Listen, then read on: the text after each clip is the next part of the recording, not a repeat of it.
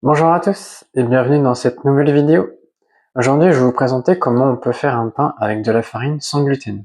Donc pour cela, on a pris de la farine de riz, donc là c'est de la farine de riz complet, et de la farine de sarrasin.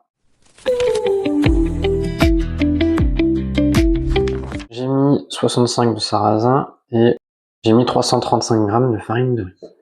À côté de ça, j'ai mis de l'eau, du sel, et bien sûr, j'ai préparé pas mal de levain, mais bon, on va pas faire que du pain avec, on va faire aussi une petite pâte feuilletée et un pain aux graines pour notre semaine. Donc tout d'abord, je vais commencer à moudre le sel. Vous pouvez ici le diluer aussi dans l'eau, les deux sont possibles. Après, je vais tout mélanger. J'ajouterai le levain 1 heure après. Et puis après, je ferai mes rabats, mes plis, etc. comme d'habitude. Et puis on enfournera le pain. Puis on aura un pain sans gluten. Ce qu'il faut savoir, c'est que pour le pain sans gluten, on va ajouter du psyllium. On a acheté du psyllium. Ça donne un aspect un peu comme du son de blé, mais ça donne pas mal de goût, faut faire attention à pas trop le doser. Donc pour cela, je mets 20 g de psyllium pour 400 g de farine. Le psyllium, en fait, a la particularité de pouvoir remplacer l'effet du gluten, qui est tout simplement une pâte élastique. Ce qu'il faut savoir, c'est que dans le sarrasin, dans le riz, ou même dans la farine de maïs, farine de coco, etc., vous n'avez aucune protéine qui a la capacité de créer du gluten. Par contre, dans du seigle, dans de l'avoine ou dans du blé, vous en avez. C'est ce qui donc permet d'avoir une élasticité et d'avoir les brioches qui sont filantes. On voit à chaque fois les traits de gluten, les chaînes de gluten. Et là, si vous êtes intolérant, vous pouvez donc utiliser du psyllium à la place. C'est parti.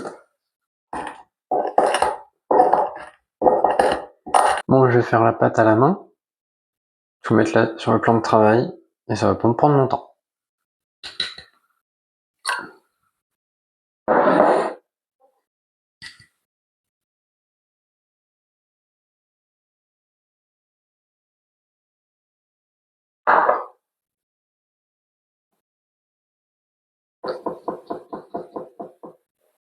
Certaines personnes n'aiment pas mettre les mains à la pâte comme ça. Faut aimer se salir les mains. Autrement, vous utilisez un robot, hein, faut pas vous embêter. C'est juste que je vous montre que c'est totalement possible de faire à la main. En tout cas, pour du pain, c'est très très facile. C'est vrai que pour faire une brioche, c'est bien plus pratique de faire avec le robot, parce que faire un vrai pétrissage où on étire la pâte, c'est compliqué. Là, au moins, ça marche très bien. Hop, là, j'ai mélangé mon psyllium à mon eau. Ça m'a permis un petit peu de l'hydrater. On voit la texture, là. On voit le psyllium qui redescend, là, au fond. C'est parce que le psyllium, c'est pas du tout uniforme. C'est quelque chose qui a été fait plus ou moins comme de la farine. Ou comme du gingembre râpé. C'est pour ça. Donc là, je vais commencer par faire mon puits en mettant toute ma farine. Hop, je mets tout. Il faut savoir, c'est que vous pouvez remplacer le psyllium par de la gomme de gare. Ça donne exactement la même texture. Ça donne un aspect un peu plus gélifiant, un peu plus élastique. Ce qui permet de compenser donc ce qui manque dans ces farines-là. Ce qui fait qu'on n'arrive pas à faire un pain si on mettait juste de l'eau avec ces farines. Parce que si on fait un pain avec ces farines-là, on se retrouve avec une brique, vraiment littéralement une brique. Il n'y a tellement pas d'élasticité que soit ça va être une brique qui va se casser, soit ça va être une brique qui va être très dure et quasiment impossible à manger.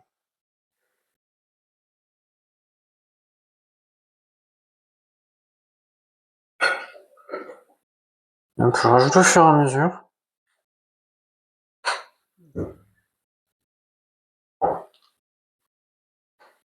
Quand j'aurai récupéré toute la farine, je vais pouvoir commencer à la pétrir un petit peu. On va laisser reposer une petite heure, puis on va rajouter le levain.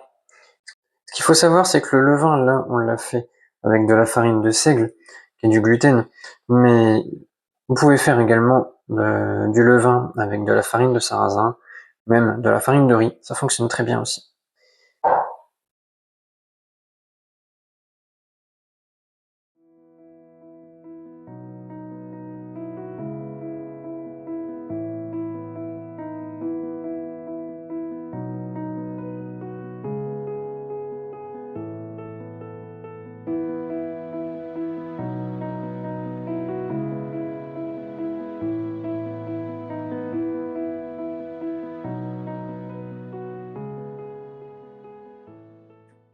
que je bassine.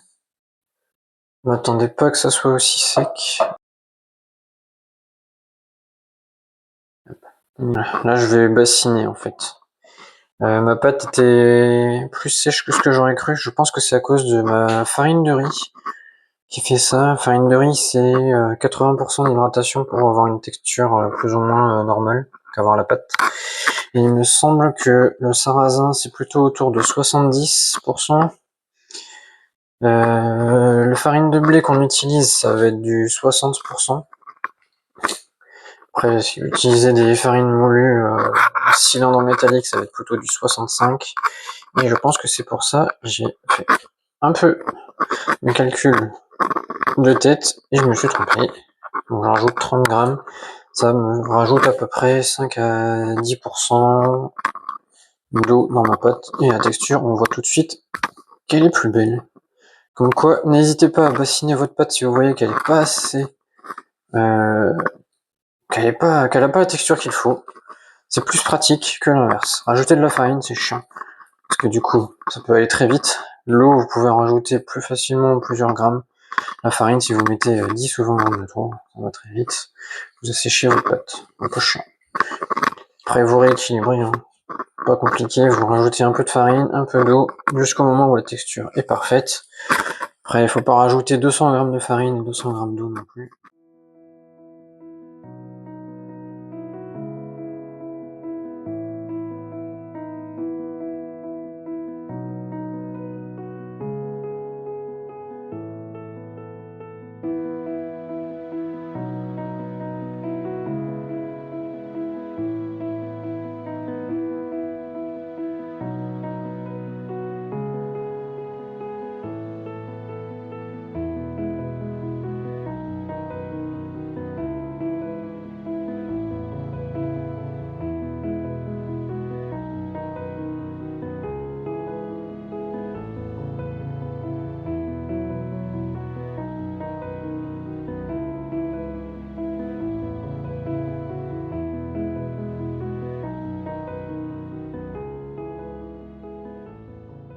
La pâte est prête. On va rajouter le levain après. Ça sent bon. Hop. Ah, c'est la pâte à pain, donc avec le sarrasin et le riz, farine de riz. Ici, c'est la pâte à pain qui va servir de base pour la pâte feuilletée. Et là-dedans, j'ai mis la pâte qui fera notre pain avec des petites graines. Un pain tout simple, avec de la farine de blé. Donc là, j'ai déjà ajouté le levain dans les deux. Maintenant, je vais m'occuper de sel au sarrasin. Donc là, il y a 120 grammes de levain. Je vais tout mettre là-dedans. Donc je fais un petit puits. Ça va me permettre de mettre le levain directement dedans. Ça me facilite un peu le pétrissage au tout début. Parce que autrement, si je mets sur un plan de travail, il va falloir que je travaille un peu plus et je vais avoir directement les mains qui collent. Ça va être un peu moins pratique.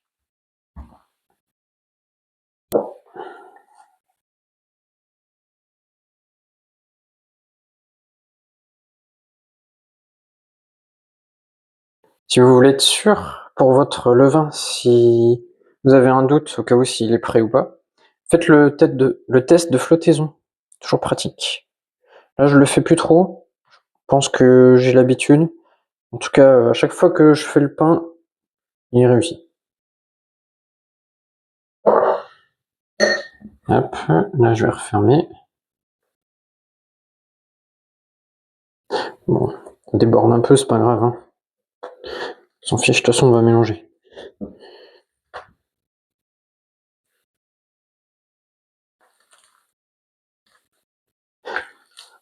Quand on fait à la main, je pense que c'est l'étape la plus compliquée. Le fait de devoir incorporer le levain à cette étape-là.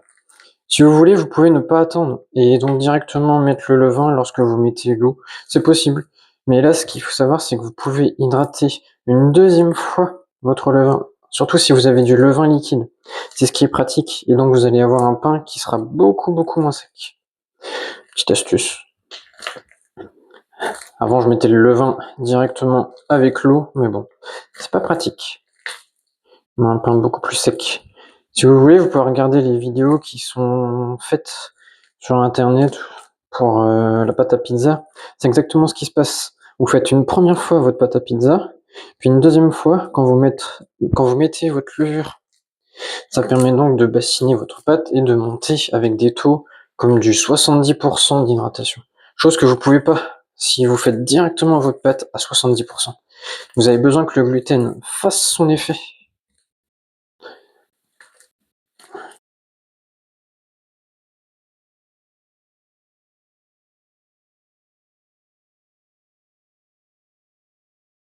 Moi, j'utilise la technique du saucisson.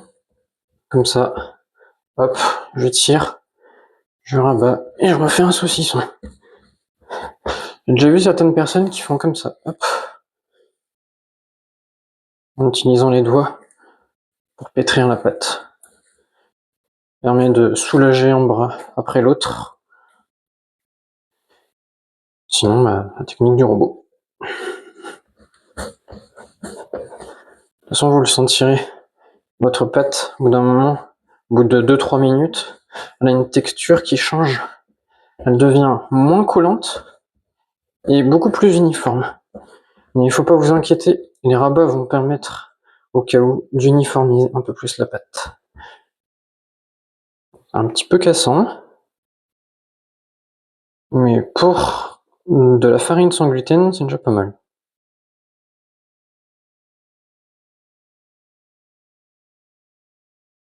Ça résiste quand même un peu, hein. C'est déjà bien. Faut pas s'attendre à avoir un pain qui ressemble de manière très identique à un pain avec de la farine de blé. Vraiment là, c'est pas du tout les mêmes aliments. Vous utilisez du psyllium qui est un substitut.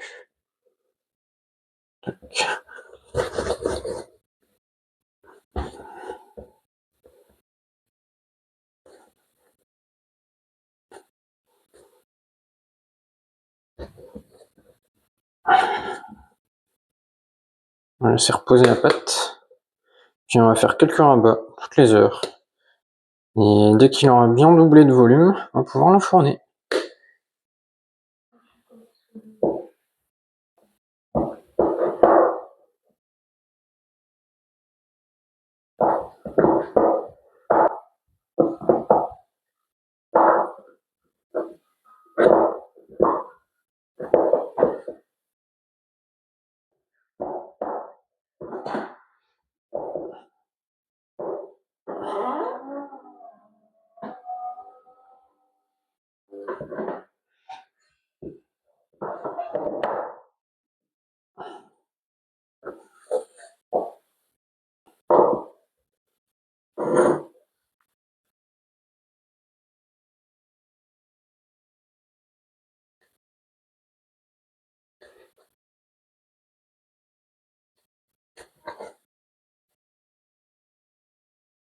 On voit, par rapport à l'autre, il est moins bonne tenue.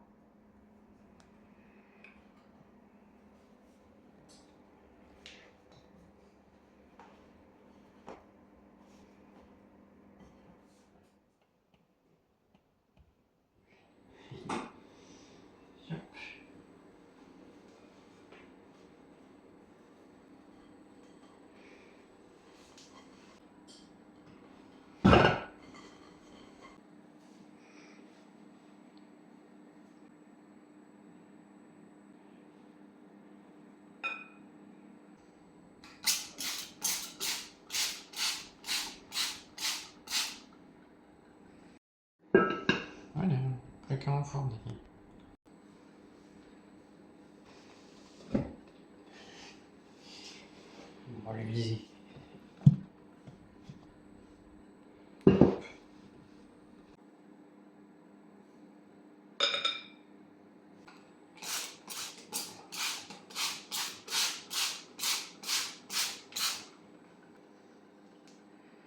Jusqu'à enfourner 45 minutes.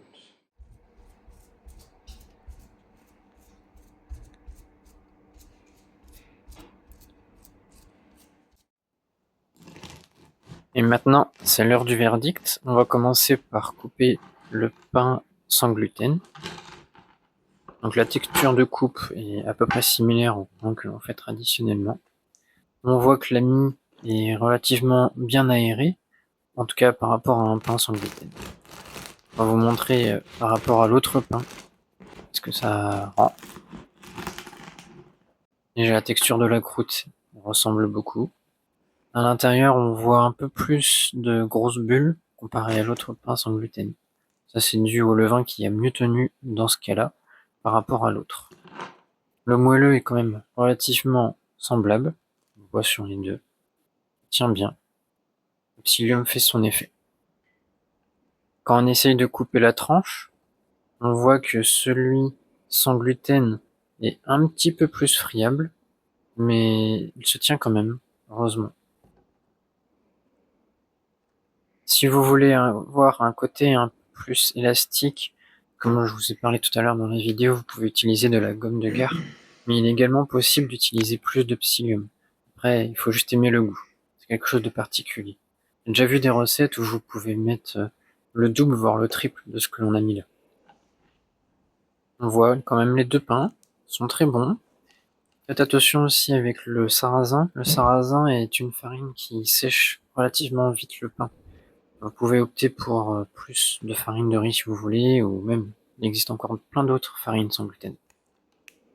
Merci à tous d'avoir regardé la vidéo jusqu'à la fin, et on se retrouve la semaine prochaine pour une nouvelle vidéo.